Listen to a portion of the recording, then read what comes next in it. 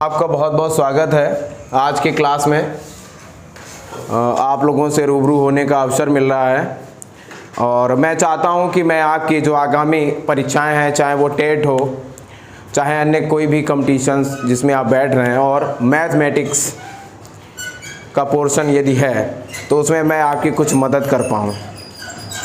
तो दोस्तों, एक बार पुनः आपका स्वागत है राज मैथ्स एंड जीएस क्लासेस में। इसमें आपको आज हम चर्चा करेंगे एलसीएम और एचसीएफ पर।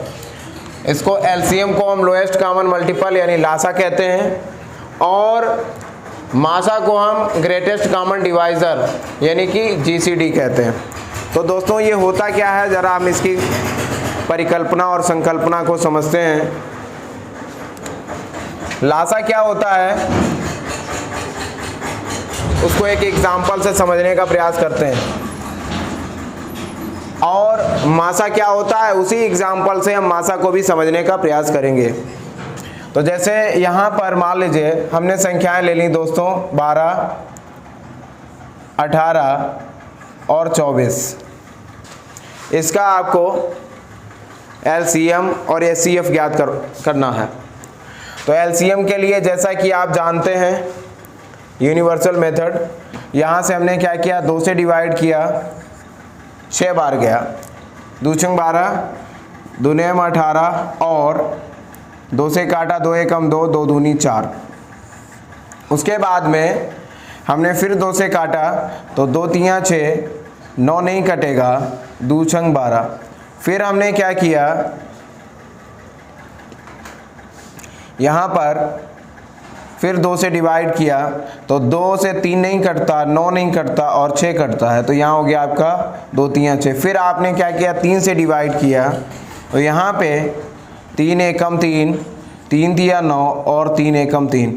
फिर क्या होगा, चूंकि लास्ट में इसमें 3 बच गया तो 3 से ही जाएगा। तो दोस्तों, आपने देखा कि इसका जो लासा है वो कैसे ज्ञात हुआ। हमने क्या किया, इसके फैक्टर यानी कि गुणनखंड तरीके से इसको काट लिया और जब हमने काट लिया तो क्या हुआ, 2 गुणे 2 गुणे 2 गुणे 3 गुणे 3। तो इसका जो एलसीएम है यानी लासा है वो कितना आ गया, 2 दूनी 4, दूनी 8, तियाँ 24, तियाँ 72। तो 72 आपका हो गया लासा। अब हम इसमें कौन सी ऐसी प्रक्रिया करेंगे कि हमको बिना अलग से इनके गुणनखंड काटे मासा भी हमको ज्ञात हो सके। तो उसके लिए क्या है, इसमें हम चेक करेंगे कि कितनी बार संख्या से जिस संख्या से हमने इसमें भाग दिया है, डिवाइड किया है या काटा है, तो पूरी सभी संख्याएं पूरी तरीके से विभाजित हो रही हैं। पहली बार क्या है, देखा आपने कि 2 से सभी संख्याएं विभाजित हो रही हैं। फिर क्या हुआ, दूसरी बार आपने देखा कि यहाँ से 2 से 9 विभाजित नहीं हो रहा, तो ये संख्या नहीं हो सकती। उसके बाद आपने देखा फिर यहाँ 2 से डिवाइड कर रहे हैं तो 2 से डिवाइड नहीं हो रहा है, तो इसका मतलब क्या है कि ये भी 2 नहीं हो सकता। फिर हमने देखा कि 3 से डिवाइड हो रहा है, 3 से सभी संख्याएं डिवाइड हो रही हैं, तो ये संख्या हो जाएगी। उसके बाद में फिर 3 से डिवाइड कर रहे हैं तो इसमें 1 है, 1 में 3 से डिवाइड नहीं किया जा सकता, तो इसका मतलब ये भी नहीं। तो मासा यदि हम इसी सवाल में ज्ञात करें तो मासा क्या हो जाएगा दोस्तों, यहाँ से मिला हमको 2 और यहाँ से मिला हमको 3, तो यहाँ से क्या हो जाएगा 2 × 3, तो मासा हो गया आपका 6। तो इस तरीके से हमने देखा कि एक ही एग्जाम्पल से हम किस प्रकार से लासा और किस प्रकार से मासा ज्ञात कर सकते हैं। तो ये हमारा बिल्कुल बेसिक मेथड है और यहाँ पर सामान्य तरीके के प्रश्न कभी कभी इस तरीके से पूछ लिए जाते हैं। अब हम आगे बढ़ते हैं, एक और एग्जाम्पल लेते हैं और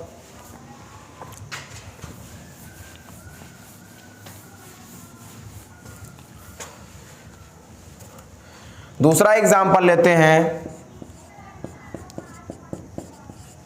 जिसमें संख्याएं हैं आपकी 10, 15 और 20।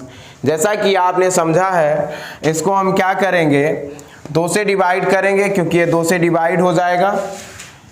सबसे बड़ी बात ये आती है कि 2 से कौन सी संख्याएं डिवाइड होती हैं। सबसे पहले हम इस चीज़ को समझ लेते हैं।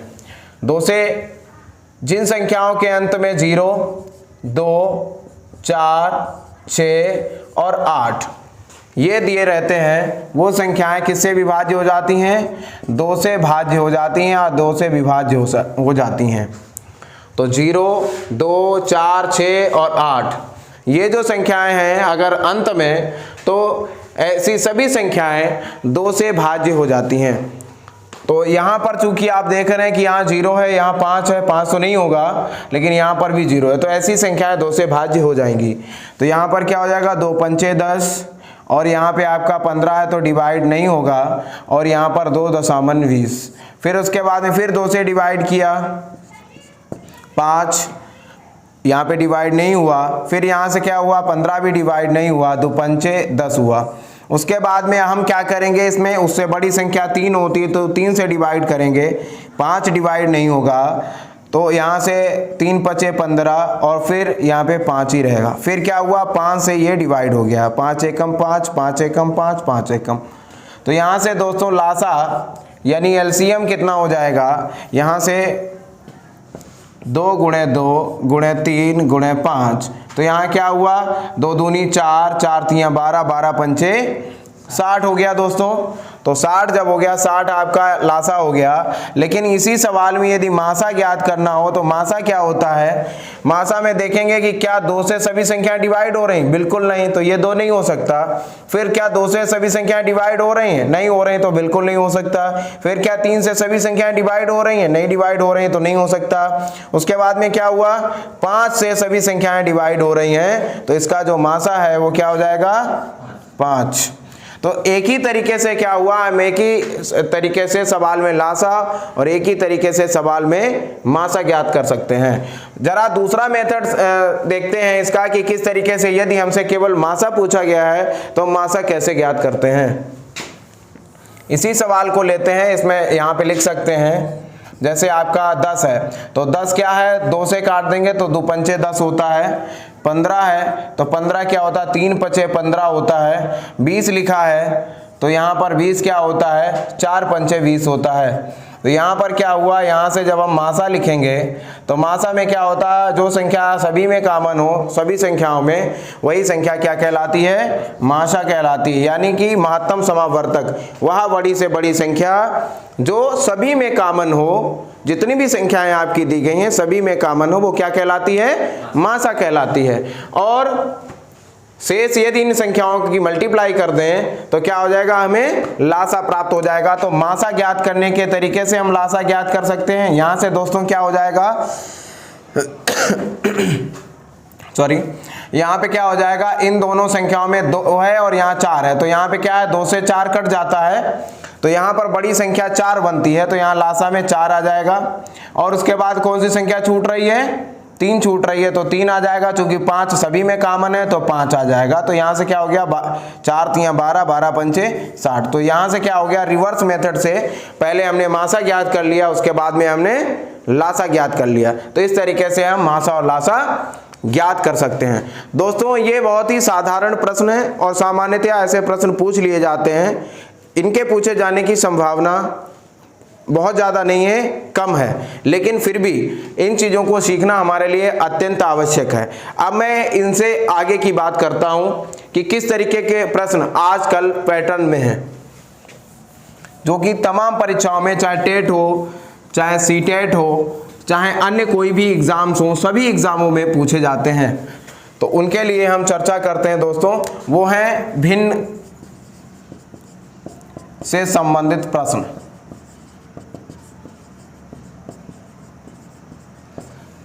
भिन्न से संबंधित प्रश्न कैसे होते हैं?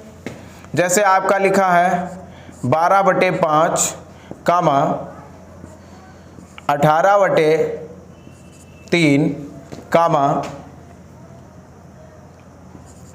24/7। इस सवाल का दोस्तों आपसे पूछा गया कि लासा ज्ञात कीजिए, लासा ज्ञात कीजिए। इसका आपसे कहा गया कि लासा ज्ञात कीजिए। तो दोस्तों जब आपसे कहा गया कि लासा ज्ञात कीजिए तो आप क्या करेंगे? ऊपर वाली जितनी भी संख्याएं हैं उनका आपको ज्ञात करना होगा लासा। इन सभी संख्याओं का, जो आपकी ये संख्याएं दी गई हैं, इनका आपको ज्ञात करना होगा लासा। नीचे की सभी संख्याएं जो दी गई हैं उनका आपको ज्ञात करना होगा माशा। तो दोस्तों यहां पर क्या करेंगे हम, 12, 18 और 24 का हम लासा निकालेंगे। तो लासा निकालने का मेथड अभी आप दो तरीके से सीख चुके हैं। जो भी मेथड आपको अच्छा लगे उस तरीके से आप लासा को ज्ञात कर सकते हैं। तो यहाँ पर क्या हुआ, अब हम क्या करेंगे, एक स्टेप ऊपर बढ़ते हैं। तो यहाँ पे क्या करेंगे, कोशिश करेंगे कि बड़ी से बड़ी संख्या से, जिससे सभी संख्याएं विभाजित हो रही हो, ऐसी संख्या से हम विभाजन करने का प्रयास करेंगे। पहले तो चलो शुरुआती दौर की तरह देखते हैं। 2 से काटेंगे तो क्या हो जाएगा, 2 छंग 12, 2 नेम 18 और 2 से 12। फिर 2 से काटा, 2 तियां 6, 9 नहीं कट रहा, 2 छंग 12। फिर 2 से काटा 3 और उसके बाद में यहाँ पे 9, 2 तियां। फिर उसके बाद 3 से काटा, 3 एकम 3, 3 तियां 9, 3 एकम 3। फिर 3 से काटा, 3 एकम 3, 3 एकम 3, 3 एकम 3। तो यहाँ से क्या हो गया दोस्तों, इसका लासा क्या हो गया, तो लासा हो गया यहाँ पर आपका 2 आ गया 3 बार और 3 आ गया 2 बार। तो 2 दूनी 4, 4 दूनी 8, 3 24, 3 72। दोस्तों यहाँ पे क्या हो गया, 72 इसका लासा हो गया। उसके बाद में इसका मासा क्या हो जाएगा, जो आपकी हर में संख्याएं दी गई हैं उनका मासा क्या हो जाएगा। यहाँ पे संख्याएं आपकी 5, 3, 7, इसका आपको ज्ञात करना है का मासा। तो दोस्तों यहाँ पे आप देख रहे हैं 5, 3, 7 में क्या कोई भी संख्या आपस में कॉमन है, कोई भी संख्या इसमें कॉमन नहीं है। जब कोई भी संख्या कॉमन नहीं होती है तो उसका मासा होता है 1। दोस्तों एक बात ध्यान रखें, कभी भी मासा संख्याओं का शून्य नहीं होता। हमेशा यदि संख्याओं में कोई भी चीज कॉमन नहीं है तो उसका मासा होता है 1। दूसरी बात, ये जितनी भी संख्याएं यहाँ पर लिखी हैं 5, 3 और 7, ये तीनों अभाज्य संख्याएं लिखी हैं। अभाज्य संख्याएं वे संख्याएं होती हैं जो कि स्वयं संख्या को छोड़कर दूसरी संख्या से विभाजित नहीं होती, अर्थात जिनका गुणांक सिर्फ 1 होता है। तो ऐसी संख्याएं अभाज्य संख्याएं कहलाती हैं। तो इन अभाज्य संख्याओं का मासा सदैव 1 होता है। तो ऐसी अवस्था में चूंकि हमारा प्रश्न था 12/5, 18/3, 24/7, इसका आपको लासा ज्ञात करना था। तो दोस्तों इसका लासा हो जाएगा आपका, ऊपर मैंने क्या बताया कि अंश का लासा और नीचे हर का मासा ज्ञात करते हैं। तो अंश का जो लासा है वो हो गया 72 और आपका हर का मासा हो गया 1। तो जवाब आ गया दोस्तों 72। तो दोस्तों मुझे उम्मीद है लासा के इस छोटे से क्लास में आपको ये टॉपिक की जो आउटलाइन क्रिएट की है, हमने आउटलाइन बनाने का जो प्रयास किया है, निश्चित रूप से आपको समझने में आसानी हुई होगी। और आगे की क्लासेस में हम लोग इसी लासा से संबंधित आगे के जो स्टेप हैं उनको हम लेंगे और आगे फॉरवर्ड करेंगे। तो दोस्तों आज की क्लास का यहीं पर समापन करते हैं। धन्यवाद। जय हिंद।